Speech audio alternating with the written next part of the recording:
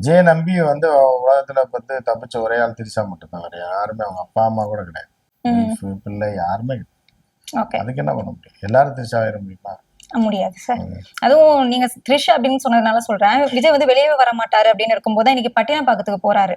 So அவரு சும்மா இருந்தாலுமே இந்த அம்மா சும்மா இருக்காது அப்படிங்கிற மாதிரி உடனே இவங்க வந்து நாயை குளிப்பாட்டி ஒரு ஸ்டோரி போடுறாங்க.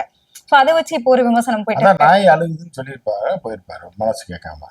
அந்த அளவுக்கு இளைய மனசு. திரிஷா விட்டு நாய் அழுதுச்சுன்னா அவரு அழுதுருவாரு. அழுதா என்ன கிளம்பி நேரம் போயிடும். தேர்தல் தேதி அறிவிச்சிட்டாங்க அப்படின்னாலே எங்க தலைவர் வந்து மூல முடுக்கலாம் காந்தியடிகள் மாதிரி நடைப்பயணம் போக போறாரு அப்படின்னு சொன்னாங்க. ஆனா யார் இன்னும் சொன்னா அப்படின்னு? ஆதவர்ஜன் அவர்கள் அவர் பேசியிருந்தாரு. மெண்டல் அவர் அவர் காமெடியன் அவனை போய் வச்சுட்டு இல்ல. வந்து இது மாதிரி இந்த பழைய விஜய் டிவில ஒரு இது இருப்பாரு, லொல்லு சபா. ம். லொல்லு சபா காமெடியன் மாதிரி தான் அவங்க 5 பேருமே.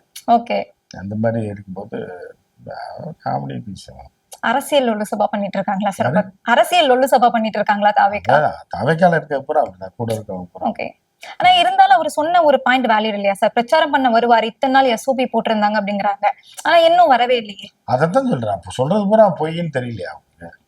திமுக ஆட்சி இருக்கிறதுனாலதான் வெளியே வர முடியல. தேர்தல் அறிவிக்கட்டும் அப்படின்னால தேர்தல் அறிவிச்சு எத்தனை நாள் ஆச்சு? ஒரு வாரம் ஆச்சு. ஆமா.